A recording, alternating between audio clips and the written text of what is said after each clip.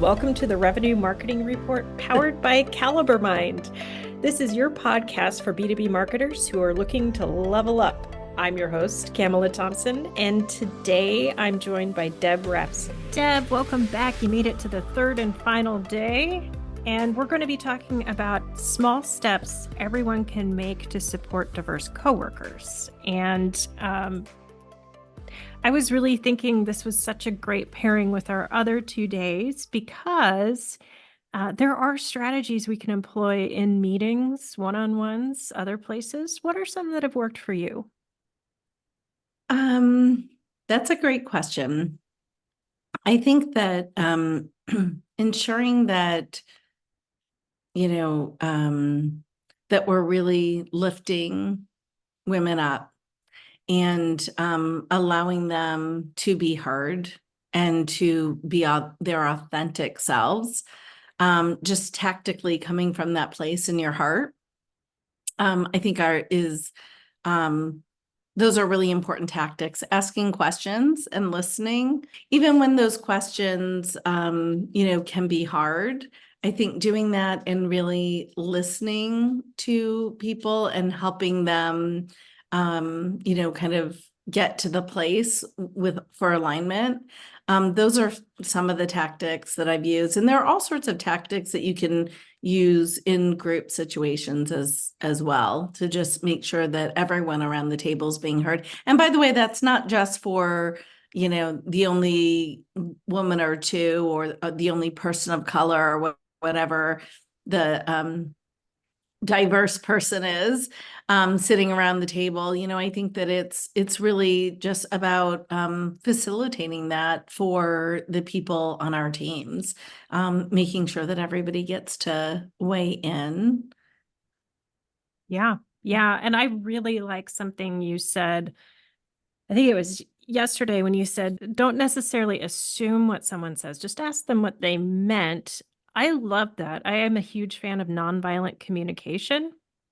And I think a lot of principles there help with everyone because having been in this field for a long time, I have trigger points, like somebody says, let me finish my thought. My first thing is this person shutting me down or am I really going to get my turn? And I have to reserve the reaction, just observe and watch. But it's also an opportunity to go talk to them about, am I stepping over you in conversation? What prompted that? Have a tough dialogue. Yeah, absolutely. I myself actually have said that to coworkers who cut me off. Look, let me just finish my thought. And I do that, but I always make sure that I come back around and be like, really want to hear yours. But usually that happens right when we're jumping the gun because we're excited about whatever it is that they've said, and we're like, I gotta, so we're thinking and not listening. But yeah, no, that's definitely a thing. I think it's, first thing, we're all talking through computers.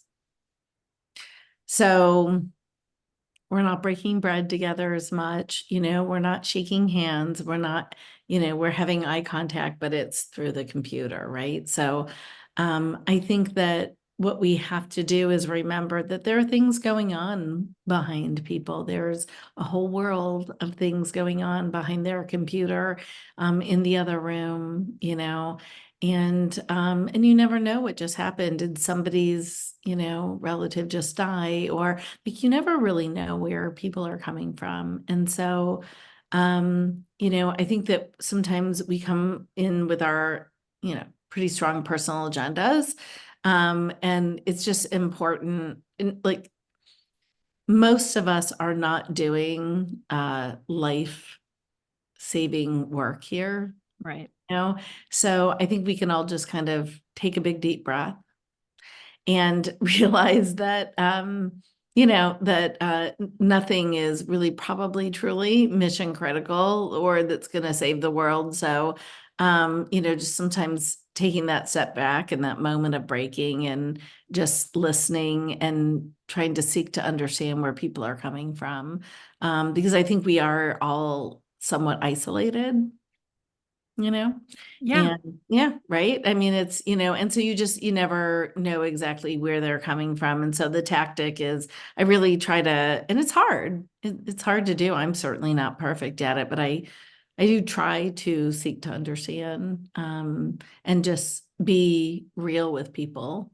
Whether it's people that I'm, leading on my team or, my leadership peers, same kind of thing. Just, be honest, keep it real, be understanding, and realize that nothing that we're doing should get anybody so whipped up, really, right? Yeah. Yeah. It's Well, just and if work. you go ahead. No, I was just gonna say it's just work, right? Yes. Yeah. Yes. And if you think about how many times your partner or whatever can still surprise you after all this time, Yeah. we don't know everyone fully, and we're really not that great at reading body language. Some of us maybe, but statistically speaking, we're not great at picking up on stuff. So true. It really is. And it makes it a lot harder being through a computer screen, Yes. right? And you're living in your head of your agenda, whatever your agenda is for the time that you're spending with someone. So yeah, I mean, so when you think about, you know, uh, those interactions with people where you have a miss, and I think that they're, really common, right? Mhm. I think just kind of coming in again, building that trust one-on-one because we are, somewhat isolated. So building that trust one-on-one and, anytime we can get in person with people, the better. And just so that people understand, where we're coming from, why we're acting the way that we are or feeling the way that we are, why we might have responded in a certain way. All those things become really important. And also, um, just proactively calling out that behavior when you're seeing it happen, so it may not be happening to you or with you, but you might be observing it around a table. Yes. Yeah. I think that's a really good point. And I think one of the favorite things I've learned over the years is to assume positive intent until proven otherwise, Yeah. because so much of what we live is our inner monologue and not necessarily what's actually happening, right? Yeah. Yeah. 100% true. We all come from a different place, different families, different values, all of those things. The way people, just as an example, the way people look at a budget. If you're sitting around the room with your exec team and everybody's got different values around how they make decisions around their budget, just as an example, Mhm. um, helping each other out with, making those decisions or collaborating on those decisions or saying, hey, look, I've got some excess, something didn't happen over here. How can I help? Those are really interesting kinds of conversations, just different values of the way that people make decisions and how they interact, how they talk about um, their teams, hiring, how they lead, right? Everybody comes with their own set of views and values. Yes. Yeah. So, a couple things I've seen work over the years that I really like to try to model, making space for people in meetings, even if it's not your meeting. Looks like so and so really wants to say something. Why don't we hear from them? Yeah. Joe, looks like you really have something you want to share, right? Mm-hmm. Mm-hmm. Yeah. And then making sure people are acknowledged for having the idea. Because I can't tell you how many times I've heard, oh, male CEO said, I'm like, No, it was no. actually Joanne. Mm-hmm. Yeah. Yeah. Funny you mentioned that. I've been thinking a lot about that lately. Mm-hmm. And I am really, really focused on doing that. And it's something that I didn't really think that much about before. Um, but especially, I feel it for sure in my fractional role because, I will work with new clients every 6 months typically. And which means that you're starting over with a new team to build trust with, all of those things. And usually that change is disruptive to an organization. And so one of the tactics I've really started focusing on is giving people credit. Just making sure that I'm calling it out when somebody had a great idea, you know? And I can see how people really, really appreciate that. Yeah. Yeah. It's coming up a lot, so it's a great call out. What are some of the other things that, and tactics that you see as to just, help people in those moments? Making yourself available as a coach or mentor for people outside of your department. Hmm. I've really appreciated that when people have done that for me, and I've tried to carry that on. And I still hear from people I've worked with in the past. And I think you had a great point in our first episode that just being a woman in leadership can sometimes be influential to who you're hiring. I've always been surprised by people who say, I just felt a lot more comfortable because I felt like I had representation. Yeah. Just Yeah. kind of sad, but at the same time uplifting. Yeah, yeah, no, totally. I definitely see that and it absolutely forms really strong bonds. And um just it's can be surprising how much reach and influence you can have as a woman in leadership. I sometimes forget that. Just because I don't think about that power, if you will, and influence that you can have in helping people. And it is really important to also show that humble and like, how can I help you with your career? I find over the last 5 years and what really maybe 6 years, what's really kind of inspired me to go back into leadership is just the work that I've been doing with Women in Revenue. I'm the co-chair of the board, and that work is really inspired me to give back to other people, and not just women, obviously, but for sure, women, lifting them on my shoulders. And it's something that I never had when I was coming up. There were very few people that were ahead of me that I could look to as a mentor. And I think it's really important. And I think you make a really good point about, people outside of your team in doing that. I'm totally going to grab you to be a mentor at Women in Revenue. I think you'd be amazing.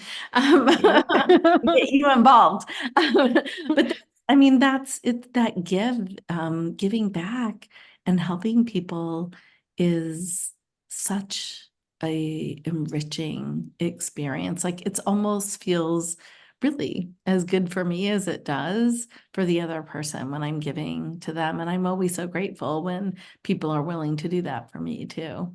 Oh, absolutely. Absolutely.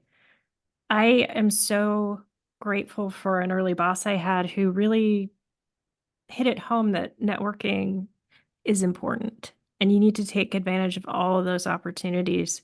I think the more we coach people to get face to face with other folks and have conversations and be a little bit vulnerable, I mean, you make friends for life. I know. I used to be really bad at that. Me too. I used to feel like I was such a tough guy and I had to like really be like that all the time. And I don't know, I think the more secure we get Mhm. in our own skin, I have found that to really, really benefit me. It takes the just be real to the next level, right? Yeah. Yeah. I'm very operational and I always wanted the numbers and work to speak for itself. And that's just not how life works. Uh-uh. And I've had to relearn and relearn that politics are real and you have to make relationships and establish trust.